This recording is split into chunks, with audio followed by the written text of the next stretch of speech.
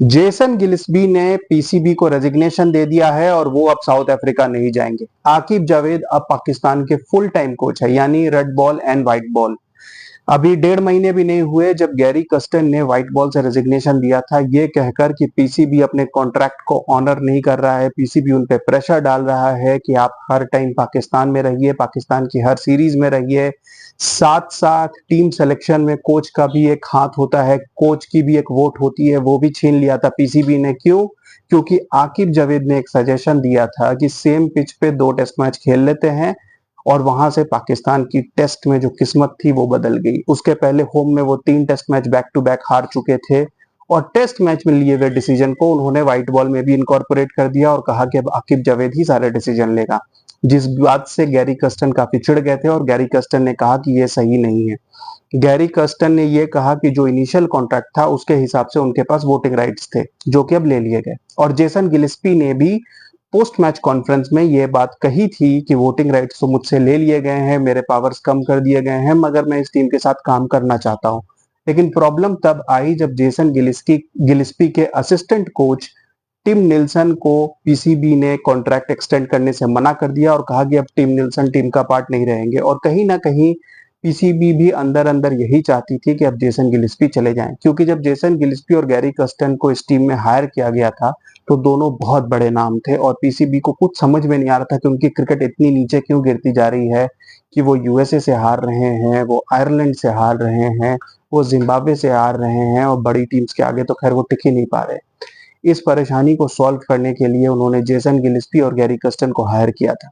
हालांकि उनके आने के बाद इमीडिएटली टी20 वर्ल्ड कप हुआ, जहां पे पाकिस्तान बुरी तरीके से हार के बाहर हो गई, और उसके बाद जब होम में वो बांग्लादेश से हार गई, तब उन्हें लगा कि जेसन गिलिस्पी और गैरी कस्टन तो किसी काम के नहीं है, जबकि आइडियली किसी भी कोच को आपको एटलीस्ट 1 साल देना पड़ता है। वैसे तो गौतम गंभीर के आने के बाद भी ठीक उनके ज्वाइन करने के बाद इंडिया 2-0 से श्रीलंका से ओडीआई सीरीज हार गई, होम में 3-0 से व्हाइट वॉश हो गई। तो क्या गौतम गंभीर को हटा दे बीसीसीआई? यहाँ पर बीसीसीआई इतनी बेवकूफ बोर्ड नहीं है कि एक सीरीज के बाद कोई डिसीजन ले। हाँ, अगर ये चैंपियंस ट्रॉफी तक कंटिन्यू रहता है, वहां तक प्रॉब्लम होती है, then it is an a cause of concern. लेकिन यहाँ तो इन प्लेयर्स को मुश्किल से 1 या 2 सीरीज दिए गए हैं और इनको हटा दिया गया है। क्यों? क्योंकि पीसीबी को भी एक ऑल्टरनेट दिख गया है। अगर आकिब जावेद की वो सजेशन काम नहीं करती तो सब कुछ नॉर्मल चल रहा होता, शायद इनके डिमांड्स को फुलफिल किया जा रहा होता। जैसे मिकी आर्थर थे, वो ऑनलाइन कोच बने हुए थे, लेकिन उनकी बात मानी जाती थी क्योंकि उस टाइम पीसीबी के पास कोई ऑल्टरनेट नहीं था और मिकी आर्थर ने कुछ मैचेस जितवाए थे।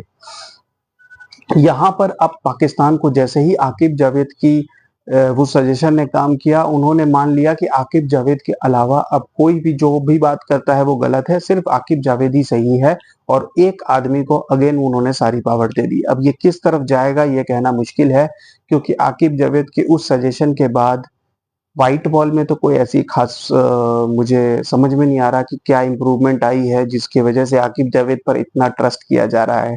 जबकि जेसन गिलिस्पी एक अच्छे कोच हैं, और जेसन गिलिस्पी को फिलहाल रेड बॉल में कुछ और मौके देने चाहिए थे, स्पेशली साउथ अफ्रीका टूर में, जहां ओवरसीज कंडीशन में उनकी जो लेटेस्ट एक्सपीरियंस है। Jason Gillespie has played till 2004-5, उसके बाद भी वो लीग्स वगैरह खेलते रहे हैं, तो साउथ अफ्रीकन कंडीशंस में उनके इनपुट बहुत काम आते हैं। लेकिन उनका मानना है, पाकिस्तान का मानना है कि आकिब जावेद जो सजेशन देंगे वही सही है।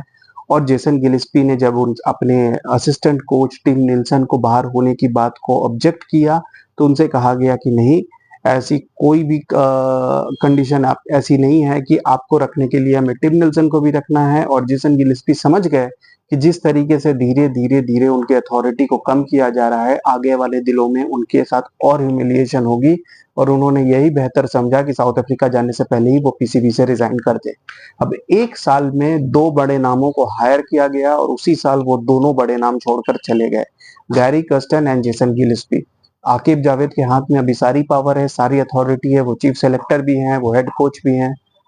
अगर यहाँ से पाकिस्तान क्रिकेट फिर से नीचे चली जाती है और अगले 6 महीने में सपोजिटली अगर कोई बड़ा मैच टूर्नामेंट नहीं जीत पाती, व्हाइट वॉशेस होते हैं, और अगर पाकिस्तान आकिब जावेद से परेशान हो जाती है, तो उन्हें फिर कोई डोमेस्टिक कोच ही ढूंढना पड़ेगा। क्योंकि जिस तरीके की खराब रेपुटेशन पीसीबी की बन गई है अभी, मुझे नहीं लगता कि कोई बड़ा फॉरेन कोच आएगा। हाँ, छोटे मोटे कोई फॉरेन कोचेस आ सकते हैं, लेकिन जिस तरीके के नाम गैरी कर्स्टन और जेसन गिल्स्पी थे, I mean they were the biggest names, और पीसीबी ने एक्चुअली इनको हायर किया था तो ऐसा लगा था कि शायद ये एक सही डिसीजन लिया है, क्योंकि गैरी कर्स्टन जैसा कोच अगर 1 या 2 साल पाकिस्तान के साथ काम करता तो आपको बहुत इंप्रूवमेंट देखने को मिलती, स्पेशली यंगस्टर्स के साथ, क्योंकि पाकिस्तान की टीम अभी एक ऐसी टीम है जो डेवलप कर रही है, जिसमें सीनियर लोग कम हैं और बहुत सारे नए आप कह सकते हो कि यंगस्टर्स है टीम में, कम एक्सपीरियंस वाले, और गैरी कर्स्टन उनके लिए परफेक्ट कोच होता। जेसन गिलिस्पी का भी एक्सपीरियंस काफी काम आ सकता था, लेकिन अभी पीसीबी नशे में है आकिब जावेद के, और आकिब जावेद अभी सब कुछ डिक्टेट कर रहे हैं।